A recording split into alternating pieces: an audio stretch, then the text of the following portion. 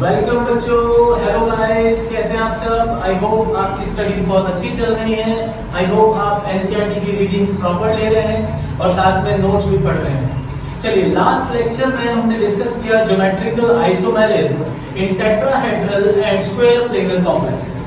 उसके बाद आज के इस वीडियो लेक्चर में बात करेंगे geometrical isomerism in octahedral complexes के बारे में with the help of certain examples. फिर हम बात करेंगे ऑप्टिकल एक्टिविटी की complete optical isomerism in one shot. चलिए बात कर रहे हैं ज्योमेट्रिकल आइसोमेरिज्म, यानी शॉर्ट में लिख देते हैं GI in octahedral complexes. Octahedral complexes किनको बोल रहे हैं बच्चों? ऑक्टाहेड्रल कहते हैं वो कंपाउंड जिनका कोऑर्डिनेशन नंबर कितना होता है 6। यानी हम यहाँ पर मेंशन कर देते हैं हम कोऑर्डिनेशन नंबर 6 वाले कंपाउंड की बात करने वाले हैं। ठीक है, अब यहाँ पर मैं एक स्टेटमेंट देना चाहता हूँ जो कि बहुत इंपॉर्टेंट है, स्टार लगा के नोट करेंगे ये कि ऑक्टाहेड्रल कॉम्प्लेक्सेस के अंदर ज्योमेट्रिकल आइसोमेरिज्म शो हो भी सकता है और नहीं भी हो सकता। ऐसा कभी नहीं कहेंगे that it always show geometrical isomerism, है ना। तो हम यहाँ क्या स्टेटमेंट दे रहे हैं? हम यहाँ पर लिख रहे हैं ऑक्टाहेड्रल कॉम्प्लेक्सेस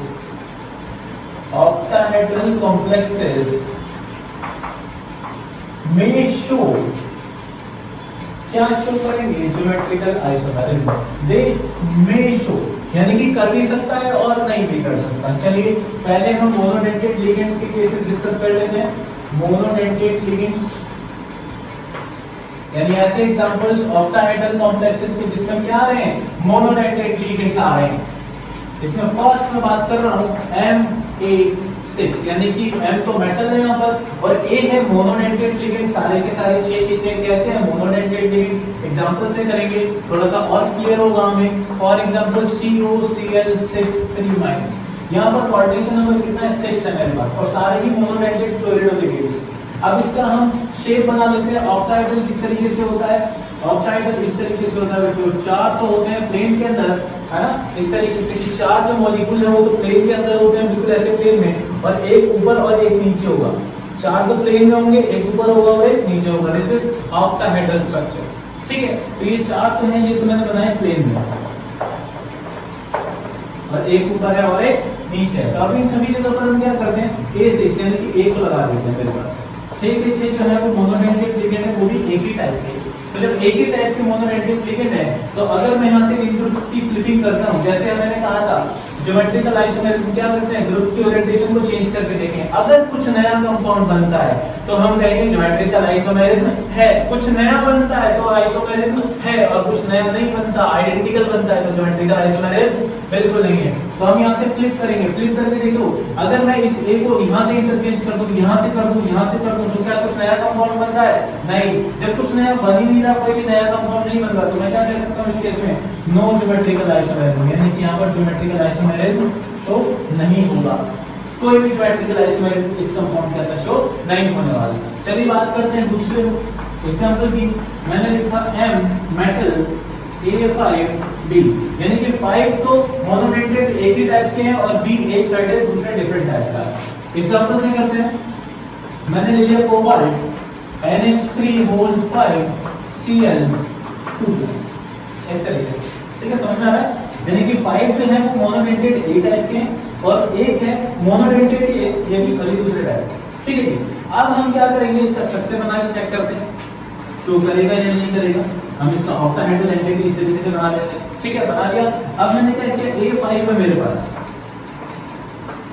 और एक B है, इस तरीके से। ठीक है, आप फ्लिप करके देखिए, क्या कुछ नया कंपाउंड बनेगा? बिल्कुल नहीं बनेगा। अगर मैं B को इंटरचेंज कर देता हूँ, यहाँ पे कर देता हूँ, तो उस केस में भी मॉलिक्यूल की 180 डिग्री रोटेशन करोगे तो बिल्कुल सेम यही मिलने वाला है, आइडेंटिकल मिलने वाला है। तो इसके चेंज से भी कुछ नया कंपाउंड नहीं मिलने वाला। तो मैं क्या करूंगा? No geometrical isomerism is shown, यानी यहाँ भी कोई भी ज्योमेट्रिकल आइसोमेरिज्म शो नहीं हो रहा है। चलिए बात करते हैं थर्ड। हमने थर्ड एग्जांपल की, हम ले लेते हैं M यानी मेटल A4B2। Ma4B2 की अगर बात करें एग्जांपल से समझते हैं, या फिर मैं ऐसे लिखूं इसका एग्जांपल CONH3 4Cl2। एग्जांपल से आई होगा आपको क्लियर हो रहा होगा मैं क्या बात कर रहा हूँ। तो A 4 है और B जो है वो 2 है, ठीक है। इसकी ऑक्टाहेड्रल एंटिटी बनाते हैं इस तरीके से, ऐसा इसका स्ट्रक्चर होगा ऑक्टाहेड्रल में, ठीक है। A4 and B2। अब यहाँ पर ध्यान से देखिएगा, मैंने लिखा यहाँ पर B, यहाँ पर B, A एंड A, इस तरीके से। देखिए कुछ डिफरेंस आपको दिख रहा है। मैंने दो जो बी टाइप के ग्रुप थे उनको मैंने एक्सियल लाइन पे इस तरीके से लगा दिया और चारों जो ए थे उनको मैंने प्लेन में रखा। इसका दूसरा एक आइसोमेरिक फॉर्म करते हैं, देखो जरा। मैंने क्या किया, मैंने एक और इसका स्ट्रक्चर बनाया, बी, यहाँ पर बी और इधर सारे ए। क्या कुछ नया कंपाउंड देखने को मिल रहा है आपको? कुछ नया मिलेगा तो क्या है? ज्योमेट्रिकल आइसोमेरिज्म है। कुछ नया नहीं तो नो ज्योमेट्रिकल आइसोमेरिज्म। तो इन दोनों में कुछ डिफरेंस दिख रहा है आपको? हाँ जी बिल्कुल दिख रहा है सर। यहाँ पे तो ये जो ग्रुप्स हैं ये कैसे हैं? डायगोनली अपोजिट ग्रुप्स आ रहे हैं, इधर भी डायगोनली अपोजिट। ये भी तो कुछ ट्रांस जैसा दिख रहा है सर। बिल्कुल ये ट्रांस ही है, डायगोनली अपोजिट ग्रुप्स आ रहे हैं तो ट्रांस बोलेंगे। यहाँ पर बात करते हैं, यहाँ पर ये ग्रुप्स है कहाँ है? सेम साइड पे, तो इधर सेम साइड पे आ रहे हैं, इधर भी सेम साइड पे आ रहे हैं, तो इसको क्या बोलते हैं? सिस फॉर्म बोलते हैं। ऑर्गेनिक केमिस्ट्री में भी हमने इसी तरीके से ज्योमेट्रिकल आइसोमेरिज्म को पढ़ा है। तो अगर हमारे पास चेंज करने से ग्रुप्स की ओरिएंटेशन को कुछ नया कंपाउंड देखने को मिल रहा है तो हम क्या कहेंगे? ज्योमेट्रिकल आइसोमेरिज्म शो हो रहा है। तो यहाँ पर ज्योमेट्रिकल आइसोमेरिज्म दोनों की शो हो रहा है। कितने हो रहे हैं? 2। एक तो ट्रांस बनेगा और एक सिस बनने वाला है। समझ में आ रही बात? तो हम इनको चेंज करके देखेंगे। नेक्स्ट बात करूं फोर्थ एग्जांपल की, तो हम बात करेंगे मेटल A3B3 टाइप। क्या एग्जांपल हो सकता है? एग्जांपल हो सकता है cobalt NH3 whole thrice Cl3, इस तरीके से। यहाँ पर इसमें प्लस भी, ठीक है। अच्छा, अब इस एग्जांपल में A के भी 3 है और B के भी 3 है, तो किस तरीके से? ऐसे एग्जांपल में ये कि बहुत अच्छा और इंपॉर्टेंट एग्जांपल है, इसको हम बहुत अच्छे से करेंगे क्योंकि यहाँ पर सिस और ट्रांस जैसी आइसोमेरिज्म नहीं दिखती, कुछ उसके सिमिलर टाइप के आइसोमेरिज्म दिखती है जो कि स्पेशल टाइप है, जिसको हम फैक मर आइसोमेरिज्म कहते हैं, यानी कि फेशियल और मेरिडियनल। किस तरीके से डिवाइड करते हैं इसको जरा देखिए। इसकी ऑक्टाहेड्रल एंटिटी में बना देता हूँ इस तरीके से। देखिएगा मैंने B रखा है, यहाँ पर A रखा है। इसमें और इसमें आपको कोई डिफरेंस दिखता है बच्चों?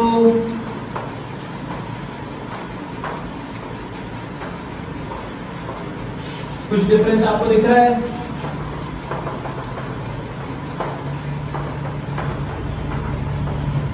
बिल्कुल दिख रहा है। हमें ग्रुप्स की ओरिएंटेशन डिफरेंट दिख रही है, यानी कि आइसोमर तो बन रहे हैं लेकिन ये सिस और ट्रांस नहीं है। देखो ये डायगोनली अपोजिट हो गया, ये डायगोनली अपोजिट हो गया, लेकिन ये डायगोनली अपोजिट नहीं है, अलग डिसिमिलर ग्रुप्स हैं। यहाँ पर भी अगर मैं ये बात करूं तो ये सिस है, ये सिस है, लेकिन ये सिस नहीं है। तो यहाँ पर सिस और ट्रांस जैसी कुछ फॉर्म नहीं हो रही है। यहाँ पर एक स्पेशल टाइप का आइसोमेरिज्म है, फैक और मर। तो फैक और मर किस तरीके से बोल रहे हैं? देखो अगर मेरे पास 3 ग्रुप्स, एक जैसे 3 ग्रुप्स कहाँ लाई कर रहे हैं? प्लेन में लाई कर रहे हैं, यानी कि यहाँ पर प्लेन में लाई कर रहे हैं मेरे पास, इस तरीके से प्लेन में लाई कर रहे हैं। तो मैं ऐसे आइसोमेरिज्म को क्या कहूंगा? मेरिडियनल। इसको कहा जाता है मेरिडियनल, मेरिडियनल। और इसको शॉर्ट में क्या कहते हैं? मर।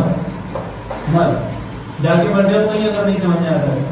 मर यानी कि B इस तरीके से है ना, ऐसे ही बोला, मजाक में पढ़ो यहाँ पे ध्यान से। मेरिडियनल, मेरिडियनल का जब 3 ग्रुप्स आपके किस में आ रहे हैं? प्लेन में आ रहे हैं, यानी कि ये जो 3B ग्रुप आपको दिखाई दे रहे हैं, ये चारों, ये तीनों के तीनों B किस में? प्लेन में है ना। तो अगर प्लेन में आएंगे तीनों के तीनों ग्रुप तो मैं क्या बोल रहा हूँ? मेरिडियनल बोल रहा हूँ। बट अगर यहाँ पर ध्यान दो, यहाँ पर 2 ग्रुप्स तो कहाँ आ रहे हैं? प्लेन में। ये 2 तो है प्लेन में और एक कहाँ आ रहा है?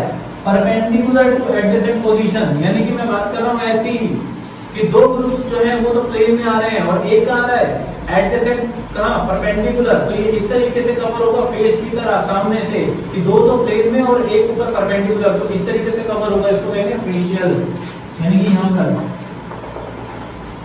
इस तरीके से कवर होगा, तो इसको क्या कहेंगे? फेशियल। फैक शॉर्ट में लिखते हैं फैक।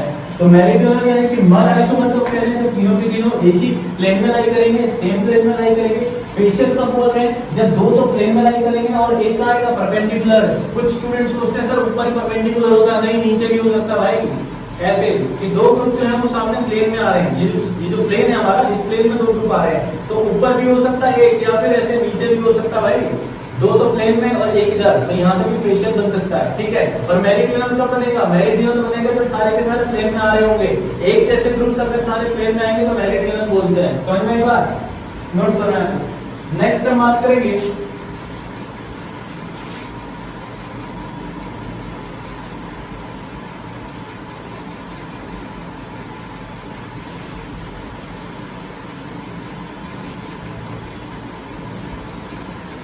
नेक्स्ट कुछ और एग्जांपल्स की बात करते हैं। डॉक्टर तक तक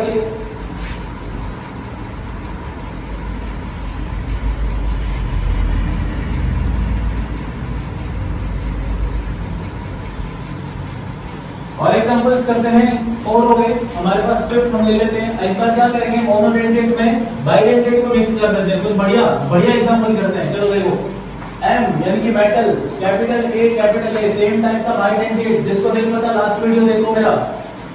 कैपिटल ए बाइडेंटेट लिगेंड कितने हो गए? 2 हो गए हमारे पास। उसके बाद A2, ये तो बाइडेंटेट है और ये क्या है? मोनोडेंटेट। कोऑर्डिनेशन नंबर कितना बोलो? 6। एग्जांपल क्या होगा सर? एग्जांपल भी देखो, COEN होल ट्वाइस Cl2, ये हमारे पास यहाँ से एग्जांपल हो सकता है। समझ में बात? एक बाइडेंटेट लिगेंड और ये मोनोडेंटेट लिगेंड, तो ये 2 है और ये भी 2 है। टोटल कोऑर्डिनेशन नंबर कितना? 6, क्योंकि बाइडेंटेट है। 2 लोन क्या करेगा, है ना? तो 2 कोऑर्डिनेट बॉन्ड, और ये ट्वाइस दे रखा है यानी कि 2 2 जा 4 कोऑर्डिनेट बॉन्ड तो ये अकेला बनाएगा, और यहाँ पर 2 कोऑर्डिनेट बॉन्ड, ये टोटल हो गए 6। चलिए, अगर मान लीजिए मैं यहाँ पर एक जैसे ना लेकर डिफरेंट ले लूं, सपोज ऐसे बात कर रहा हूँ, मेटल यहाँ पे बाइडेंटेट लिगेंड 2 और यहाँ पे लिख देता हूँ A एंड B। इस बार सेम थे, यहाँ पर डिफरेंट ले लिए। For example cobalt EN whole twice Cl and Br, ऐसे ले लिया, तो क्या ज्योमेट्रिकल आइसोमेरिज्म शो करेगा? बिल्कुल करेगा। देखिए जरा सामने ऑक्टाहेड्रल एंटिटी बना लेते हैं, है ना? तो सबसे पहले मैं फर्स्ट एग्जांपल की बात कर रहा हूँ। क्लोरीन एक्सियल पोजीशन पे आ गए और प्लेन में हमने अरेंज कर लिया EN को। इसको थोड़ा सा और अच्छा सा इसका डायग्राम हम बनाते हैं, थोड़ा अच्छा सा डायग्राम बनाते हैं। चलो, एक क्लोरीन ऊपर एक क्लोरीन नीचे, इधर हमने अरेंज किया EN और इधर भी अरेंज किया EN। बताओ कौन से टाइप का है? से के ट्रांस है। Very good, trans. कौन बोला ये? ट्रांस। इसको बोलेंगे ट्रांस, ठीक है। ट्रांस में क्या डायगोनली अपोजिट आ रहे हैं? आ रहे हैं कि नहीं आ रहे हैं? तो इसका अगर सिस बनाना पड़े तो कैसे बनेगा? सिस ऐसे बनेगा, सेम टाइप का ग्रुप एक तरफ और सेम टाइप का ग्रुप एक तरफ। ये इधर एक तरफ आ गई, एक तरफ आ गई, तो क्या बनेगा? सिस फॉर्म, सिस बनेगा। तो इस तरीके से ज्योमेट्रिकल आइसोमेरिज्म जो है हम ऑक्टाहेड्रल कॉम्प्लेक्सेस में शो कर सकते हैं। बट हमने स्टार्टिंग में देखा MA6 में, MA5B में जहां ज्योमेट्रिकल आइसोमेरिज्म शो नहीं होती, उसके बाद हमने कुछ कॉमन एग्जांपल्स किए, टाइप ऑफ एग्जांपल्स किए जिसमें ज्योमेट्रिकल आइसोमेरिज्म शो हो रहा है। नॉर्मली सिस और ट्रांस ज्योमेट्रिकल में होता है। एक स्पेशल टाइप मैंने स्टार लगा के लिखा है MA3B3 टाइप, जहां पे मेरिडियनल यानी कि मिड और फैक बनेगा, ठीक है। बात करते हैं ऑप्टिकल आइसोमेरिज्म की। ज्योमेट्रिकल यहाँ पे कंप्लीट हो गया है, अब हम ऑप्टिकल आइसोमेरिज्म डिस्कस करेंगे। ऑप्टिकल आइसोमेरिज्म बिल्कुल जैसे ऑर्गेनिक में करते हैं लगभग वैसे ही है। कुछ सिमिलरिटीज है, कुछ डिफरेंसेस है, सारी बात करेंगे। तो पहले आपको ऑप्टिकल एक्टिविटी आपको पढ़ लेना चाहिए। ऑप्टिकल एक्टिविटी के बारे में जान लो, क्या होती है ऑप्टिकल एक्टिविटी, जिससे ऑप्टिकल आइसोमेरिज्म को समझने में आपको बहुत हेल्प हो, ठीक है। तो हम बात कर रहे हैं ऑप्टिकल आइसोमेरिज्म। ऑप्टिकल आइसोमेरिज्म, तो ऑप्टिकल एक्टिविटी होती क्या है पहले ये समझने। ऑप्टिकल एक्टिविटी में क्या होता है बच्चों, हम पोलैरिमीटर में से प्लेन पोलराइज्ड लाइट को पास करते हैं। देखो कैसे, हमने एक प्लेन पोलराइज्ड लाइट लिया इस तरीके से, प्लेन पोलराइज्ड मोनोक्रोमैटिक, जिसमें आपके जो पार्टिकल है उनका वाइब्रेशन एक ही डायरेक्शन में हो, यूनि डायरेक्शन। तो मैं यहाँ पर लिख रहा हूँ, क्या लिया हमने? Plane polarised light, plane polarised light को लिया, ठीक है। इसको हम पास करते हैं एक पोलैरिमीटर ट्यूब में से, पोलैरिमीटर ट्यूब, पोलैरिमीटर ट्यूब इसमें से पास किया। इस पोलैरिमीटर ट्यूब में क्या करते हैं, जिस सब्सटेंस की ऑप्टिकल एक्टिविटी आपको देखी थी उसको सॉल्यूशन की फॉर्म में भर देते हैं। यहाँ पर सब्सटेंस में रख सकते हैं, सॉल्यूशन फॉर्म में भी रख सकते हैं। तो जिसका भी ऑप्टिकल एक्टिविटी आपने चेक करना है उसको आप इस पोलैरिमीटर में रख देते हैं और इसमें से प्लेन पोलराइज्ड लाइट को पास करते हैं। जैसे ही प्लेन पोलराइज्ड लाइट इसमें से निकलेगी, बाहर निकलेगी, अगर उसका ऑप्टिकल एक्टिविटी सेम रहता है जैसे एंटर हुआ था, कुछ भी चेंज नहीं हुआ, यानी कि जिस डायरेक्शन में एंटर हुई थी बिल्कुल उसी डायरेक्शन में निकल गई, कुछ भी चेंज नहीं हुआ, तो मैं ऐसे कंपाउंड्स को कहूंगा दे आर ऑप्टिकली क्या इनएक्टिव। क्या कहेंगे? ऑप्टिकली इनएक्टिव, यानी कि इन्होंने कोई भी ऑप्टिकल एक्टिविटी शो नहीं की। बट अगर सपोज ये जो ऑप्टिकल एक्टिविटी, जो डायरेक्शन ऑफ रोटेशन है, ये चेंज हो जाए, सपोज हमने इस तरीके से वाइब्रेट करती हुई पार्टिकल्स वाली लाइट रे एंटर कराई को डायरेक्टर में, और ये जो पार्टिकल का रोटेशन है ये चेंज हो गया, सपोज इस तरीके से चेंज हो जाए, राइट में क्लॉकवाइज डायरेक्शन में एंटर होना, क्लॉकवाइज डायरेक्शन में रोटेट हो जाए, जैसे कि plus 15 degree, 30 degree, plus 45, plus 60 degree, ऐसे क्लॉकवाइज डायरेक्शन में रोटेट हो गए, या फिर हो सकता है एंटी क्लॉकवाइज डायरेक्शन में रोटेट हो जाए, ऐसा भी हो सकता है एंटी क्लॉक में रोटेट हो जाए, है ना। तो इन दोनों ही केसेस में मैं बात करूंगा कि the compound should be optically active. Compound कैसा हो जाएगा? Optically active. बोलो समझ में आया? क्या कह रहे हैं? प्लेन पोलराइज्ड लाइट को पोलैरिमीटर में से पास करेंगे। पोलैरिमीटर में क्या बना हुआ है? जो सब्सटेंस को कंपाउंड जिसकी ऑप्टिकल एक्टिविटी चेक करनी है। अगर कोई भी ऑप्टिकल एक्टिविटी शो नहीं होती, ऐसे कैसे लाइट निकल जाती है जैसे एंटर हुई थी, तो हम बोलेंगे ऑप्टिकली इनएक्टिव कंपाउंड है, कुछ किया ही नहीं इसने, अकेला। अगर मान लीजिए प्लेन पोलराइज्ड लाइट में ऑप्टिकल जो रोटेशन है, यानी लाइट की जो रोटेशन है पार्टिकल्स की, वो चेंज हो जाती है, आइदर वो क्लॉकवाइज रोटेट होना शुरू हो जाए, आइदर एंटी क्लॉकवाइज रोटेट हो जाए, तो हम उसको कहेंगे ऑप्टिकली एक्टिव कंपाउंड, यानी ऐसा कंपाउंड जो प्लेन पोलराइज्ड लाइट की ऑप्टिकल रोटेशन को चेंज करे। ठीक है, अब यहाँ पर दो केसेस पॉसिबल है, या तो क्लॉकवाइज रोटेशन हो रही है लाइट की, या फिर एंटी क्लॉकवाइज रोटेशन हो रही है लाइट की। तो देखो, अगर मैं यहाँ से बात करूँ, ये क्या है? क्लॉकवाइज रोटेशन, यानी मैं कह सकता हूँ क्लॉकवाइज रोटेशन। इस क्लॉकवाइज रोटेशन को और क्या बोल सकते हैं? इसको हम बोल सकते हैं right side rotation. Right side rotation, इसको और क्या बोल सकते हैं? Right side rotation. Right side rotation जब होती है तो ऐसे कंपाउंड्स को बोलते हैं डेक्स्ट्रो रोटेटरी। क्या बोलते हैं? Dextro rotatory. इसको शॉर्ट फॉर्म में लिखते हैं डी से, और इसकी ऑप्टिकल एक्टिविटी का साइन कैसा होता है? पॉजिटिव। हमने बायोमोलिक्यूल्स में किया था बच्चों, बायोमोलिक्यूल्स में आपने पढ़ा है ना, ग्लूकोज मॉलिक्यूल, फ्रक्टोज मॉलिक्यूल, वहां पर लिखते थे प्लस या फिर डी इस तरीके से स्मॉल ब्रैकेट्स में। तो इसका मतलब क्या है? इसका मतलब है डेक्स्ट्रो है, यानी प्लेन पोलराइज्ड लाइट को कहां पे रोटेट करेगा? क्लॉकवाइज डायरेक्शन में रोटेट करेगा। ठीक है, अगर इसकी बात करें तो ये एंटी क्लॉकवाइज है, यानी मैं बात करूं एंटी क्लॉकवाइज रोटेशन की, एंटी क्लॉकवाइज रोटेशन। और क्या कह सकते हैं? Left side rotation. क्या कह सकते हैं? Left side rotation. और इसको क्या कहेंगे? ऐसे कंपाउंड को कहा जाता है लीवो रोटेटरी। क्या कहेंगे? लीवो रोटेटरी, या फिर लीवो रोटेटरी को स्मॉल एल से दिखाते हैं, और इसका साइन कैसा होता है? नेगेटिव, यानी कि -30 डिग्री से रोटेट किया, -60 डिग्री से रोटेट किया, समझ रहे हो? तो लीवो रोटेटरी। और अगर पॉजिटिव 60 डिग्री से, पॉजिटिव 45 से, पॉजिटिव 30 डिग्री से कर रहा है तो क्या कहेंगे? Dextro rotatory. समझ आ रही बात? आई होप आपने समझा होगा क्या हो रहा है। Optical activity plane polarised light को अगर कोई भी रोटेशन नहीं मिलती है, एज इट इज पास होती है, तो इनएक्टिव कंपाउंड होता है। अगर वो रोटेट करती है, आइदर क्लॉक और एंटी क्लॉक, दोनों ही केसेस में ऑप्टिकली एक्टिव कंपाउंड होता है। ठीक है, जो राइट में रोटेट करेगा क्लॉकवाइज उसको डेक्स्ट्रो बोलेंगे, जो लेफ्ट में रोटेट करेगा एंटी क्लॉकवाइज उसको लीवो बोलेंगे। क्लियर है? अब हम बात करते हैं अपने कंपाउंड्स की, यानी कि ऑक्टाहेड्रल कंपाउंड्स की। ये तो इंट्रोडक्टरी पार्ट हो गया। ठीक है, अब इस ऑप्टिकल आइसोमेरिज्म में दो टाइप के कंपाउंड्स मुझे देखने को मिले। क्या?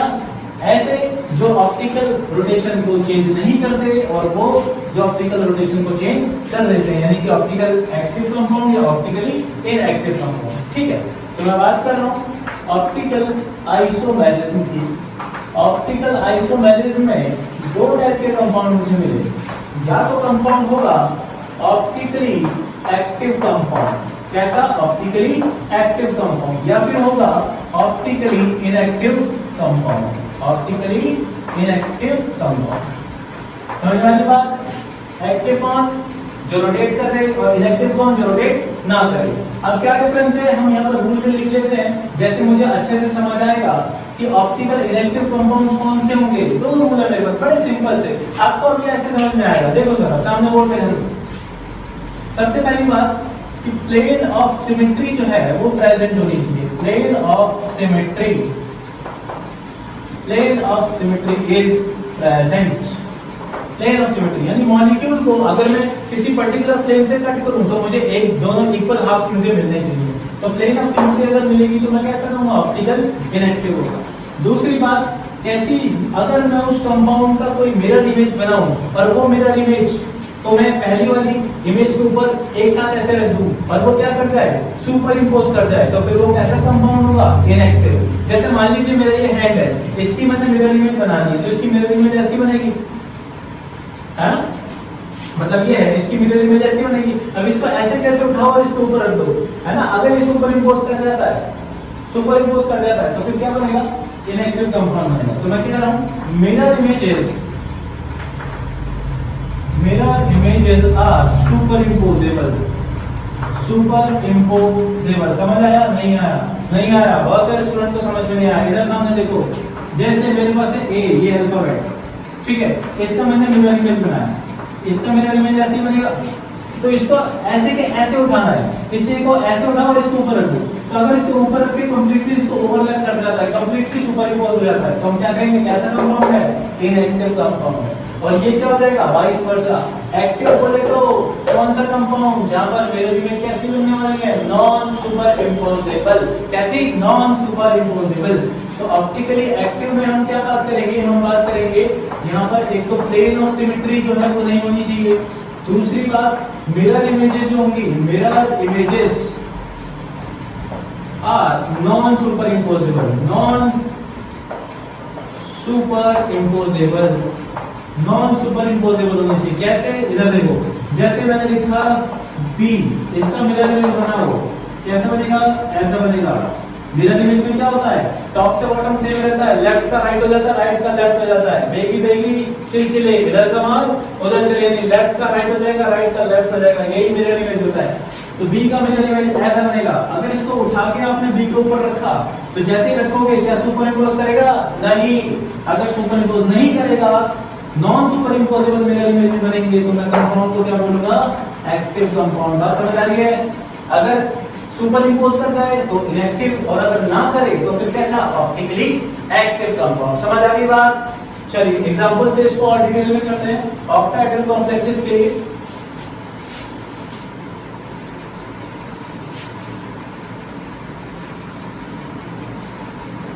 यहां पे भी मैं बात करूंगा ऑक्टाहेड्रल कॉम्प्लेक्सेस में कि इट मे शो और कि ऑप्टिकल आइसोमेरिज्म भी ऑक्टाहेड्रल कॉम्प्लेक्सेस जो है वो शो कर भी सकते हैं और नहीं भी कर सकते।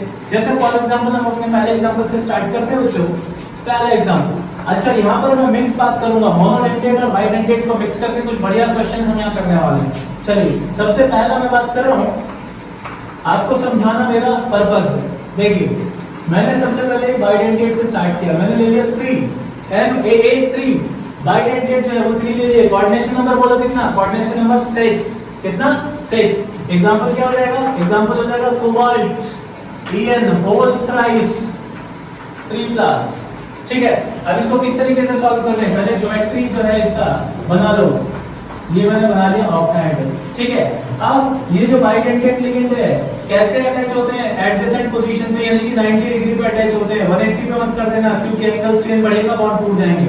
एडजेसेंट पे अरेंज होते हैं, तो एडजेसेंट पे मैंने यहाँ पर अरेंज कर दिया, एक EN यहाँ पे आ गया, एक EN यहाँ पे आ गया और एक EN यहाँ पे आ गया। ठीक है, अब इसका अगर मिरर इमेज मुझे बनाना पड़े तो मिरर इमेज में क्या होगा, राइट का लेफ्ट हो जाएगा, लेफ्ट का राइट हो जाएगा। किस तरीके से बनेगा, देखो राइट का लेफ्ट, लेफ्ट का राइट, यानी कि जो राइट था वो लेफ्ट में आ जाएगा यहाँ पर इस तरीके से, और जो राइट था वो लेफ्ट में आ गया, लेफ्ट का क्या हो गया, राइट आ गया। अब इसको उठा के देखो, ऐसे कैसे उठा देना है, ऐसे मत बंद कर देना, जैसे कॉपी आप बंद कर देते हो, अपनी नोटबुक बंद कर देते हो, नो, ऐसे कैसे उठाना है और इसके ऊपर रख देना है। अब देखो यहाँ लेफ्ट में एक ही EN आ रहा है, जबकि इसको उठाओगे तो यहाँ लेफ्ट में 2 EN आ रहे हैं, क्या सुपर इंपोज करेगा, नहीं करेगा। तो जब नहीं करेगा तो मैं बोलूंगा non superimposable mirror images are formed, non superimposable mirror images are formed. और कंपाउंड कैसा होगा, ऑप्टिकली एक्टिव कंपाउंड। कैसा बनेगा, एक्टिव। अगर नॉन सुपर इम्पोजेबल है, देखो कौन सा केस, ये वाला नॉन सुपर इम्पोजेबल बनेगा, तो कैसा बनेगा, ऑप्टिकली एक्टिव कंपाउंड बनेगा। चलो आ जाओ दोबारा से एक और फर्दर बढ़िया एग्जांपल, एक और क्वेश्चन करेंगे। सेकंड मैंने लिखा मेटल, ठीक है, यहाँ पे लिखा A होल्ड ट्वाइस A2। एक तो बाइडेंटेड लिगेंड है और दो कैसे हैं, मोनोडेंटेड। सर एग्जांपल भी बताओ, ठीक है लो जी एग्जांपल भी लो, En होल्ड ट्वाइस Cl2 इसके ऊपर क्लास, ठीक है ये एग्जांपल हो गया। अब इस केस में मैं किस तरीके से देखा आइसोलेशन आपको एक्सप्लेन कर रहा हूं। मैंने क्या किया, Cl एक तो यहाँ लगाया और एक यहाँ लगाया। सबसे इजी ट्रिक सिस और ट्रांस बनाने की, आप क्या करो सबसे पहले ट्रांस बनाने की कोशिश करो। ट्रांस में क्या करते हैं हम, इन एक्सियल पोजीशन पे सबसे पहले ग्रुप्स को रखते हैं क्योंकि डायगोनली अपोजिट होगा तो ट्रांस बनेगा सबसे पहले। तो मेरे पास दो क्लोरीन थे, दोनों क्लोरीन को ये दो क्लोरीन जो है एक्सियल पोजीशन पे मैंने क्या किया, डायगोनली अपोजिट रख दिया। बाकी दो ईएन है मेरे पास, तो मैंने ईएनस को इस तरीके से रख दिया। ठीक है, ये ट्रांस है कि सिस है, दिस इज ट्रांस। तो इस ट्रांस वाली फॉर्म का हम क्या करते हैं, मिरर इमेज बनाते हैं। इस ट्रांस वाले कंपाउंड का मिरर इमेज बनाइए, देखो क्या बनेगा, टॉप से बॉटम तो सेम रहने वाला है, टॉप से बॉटम सेम रहने वाला है। क्या चेंज होता है, लेफ्ट और राइट, लेफ्ट राइट में चला गया ये लो जी, और राइट कहां गया, लेफ्ट में। क्या फर्क पड़ा, क्या कुछ डिफरेंस दिख रहा है। आप इसको उठा के इसके ऊपर रख दो, एग्जैक्टली सेम कॉपी है, उठा के रख दोगे सुपर इंपोज हो जाएगा। तो जब सुपर इंपोज हो जाएगा तो कैसी मिरर इमेज बनेगी, सुपर इंपोजेबल। और जब सुपर इंपोजेबल बनती है तो किस टाइप का कंपाउंड होता है, इनएक्टिव कंपाउंड होता है। तो मैं ऐसे कंपाउंड को क्या कहूंगा, ऑप्टिकली इनएक्टिव। क्या कहेंगे, ऑप्टिकली इनएक्टिव। क्यों, क्योंकि मिरर इमेज कैसा बनता है, सुपर इंपोजेबल, सुपर इंपोजेबल मिरर इमेज का फॉर्मेशन हो रहा है। इसलिए हम कहेंगे this compound is optically inactive. कौन सी फॉर्म में, ट्रांस फॉर्म में। क्या इसका सिस बना सकते हो, इसका सिस। चलिए सिस बात करते हैं, सिस कैसे बनाते हैं। काफी सारे स्टूडेंट को भी सिस का आंसर नहीं आता बनाना। सिस का मतलब, सिस मतलब सेम सेम, सिस मतलब सेम सेम यानी सेम ग्रुप सेम साइड पे। चलो बनाते हैं, यहाँ पे तो डायगोनली अपोजिट था, इस बार सिस बनाते हैं सेम साइड पे। चलो सेम साइड पे कर दिया, दोनों क्लोरीन एक तरफ कर दिया सेम साइड पे, और यहाँ पर ईएन अटैच कर दिया, यहाँ पर ईएन अटैच कर दिया इस तरीके से। तो सेम ग्रुप सेम साइड पे आ गए। क्या बोल रहे हैं, सिस। यहाँ पे भी सेम ग्रुप सेम साइड पे सिस बोल रहे हैं। अब इस सिस वाली फॉर्म का मिरर इमेज बनाओ बच्चों। लेफ्ट का राइट हो जाएगा, राइट का लेफ्ट हो जाएगा। इस तरीके से देखो, टॉप तो सेम रहने वाला है इस तरीके से। तो राइट का लेफ्ट हो गया, लेफ्ट का राइट हो गया, राइट का लेफ्ट, लेफ्ट का राइट। सब क्या पढ़ा रहे हो, ऑप्टिकल आइसोलेशन पढ़ा रहे हैं। लेफ्ट का राइट हो गया, राइट का लेफ्ट हो गया। अब देखो क्या मिरर इमेज सुपर इंपोजेबल है, इसको उठाओ और इसके ऊपर रखो। यहाँ एक ईएन आ रहा है, जबकि यहाँ लेफ्ट में ईएन के साथ क्लोरीन है, सुपर इंपोज होगा नहीं। कैसे मिरर इमेज बनेंगे, नॉन सुपर इंपोजेबल। कैसा बनेगा, non superimposable. Non super इंपोजेबल बनेगा तो कंपाउंड कैसा हो गया, ऑप्टिकली एक्टिव के इनएक्टिव, ऑप्टिकली एक्टिव। कैसा बनेगा, ऑप्टिकली एक्टिव। समझ आया आपको। चलिए एक और एग्जांपल से करते हैं, नहीं आया इसमें। देखो थर्ड, चलो देखो मैंने लिया MAA होल ट्वाइस, और मैंने लेता हूं, मैंने यहाँ पर लिया था A2। चेंज कर लेते हैं, यहाँ पर एक बाइडेंटेट ले लेते हैं और दो मोनोडेंटेट ले लेते हैं। चलो और थोड़ा सा इसको अच्छे से समझिए, ठीक है। आप यहाँ पर क्या कर सकते हैं, जैसे फॉर एग्जांपल मैं एग्जांपल से भी समझाता हूँ इसको। मेटल ले लिया या कोबाल्ट ले लो मेटल, ठीक है। एक बाइडेंटेट ईएन ले लिया, एक Cl2 ले लिया, ठीक है, और एक ले लिया अमीन NH3 होल्ड ट्वाइस, ठीक है। अब ज्योमेट्री बनाएंगे इस तरीके से। अब सबसे पहले क्या करना है, दो क्लोरीन दे रखे हैं, सबसे पहले क्या बनाएंगे, ट्रांस बना के देखेंगे। ट्रांस में क्या होता है, डायगोनली अपोजिट। चलो पहले हमने ट्रांस बनाया था, इस बार पहले सिस बनाते हैं। चलो सिस बनाते हैं। चलो सिस कैसे होगा, सेम ग्रुप सेम साइड पे आएगा तो सिस बोलेंगे। अच्छा, दो क्लोरीन लग गए, दो क्लोरीन के बाद दो अमोनिया लगा देते हैं। यहाँ पर दो अमोनिया लग गए, यहाँ पर हमारा ईएन अटैच हो गया। क्लियर, बन गया कंपाउंड हमारा। अब इसका मिरर इमेज बनाते हैं। ये क्या है, सिस। कौन सी फॉर्म है, सिस फॉर्म है। सिस का मिरर इमेज बना के देखते हैं। चलो मिरर इमेज बनाए, कैसा बनेगा, कुछ ऐसा बनेगा। देखो राइट का लेफ्ट, लेफ्ट का राइट। सर क्या राइट लेफ्ट कर रहे हो, ऐसा ही होता है ऑप्टिकल में। देखो लेफ्ट का राइट हो गया, राइट का लेफ्ट हो गया। मिरर इमेजेस को देखो, उठा के रखो इसके ऊपर, क्या सुपर इंपोज हो गई है? नहीं। क्यों? यहाँ पर लेफ्ट में EN है, यहाँ पर क्लोरीन और अमोनिया आ रहे हैं, है ना, ऊपर सुपर इंपोजेबल नहीं है। तो मैं क्या कहूंगा, किस टाइप की mirror images? Non superimposable, non superimposable, non superimposable mirror images. तो नॉन सुपर इंपोजेबल कब बनती है? जब ऑप्टिकली एक्टिव कंपाउंड होता है, तो ऑप्टिकली एक्टिव बनेगा। समझ आया बात?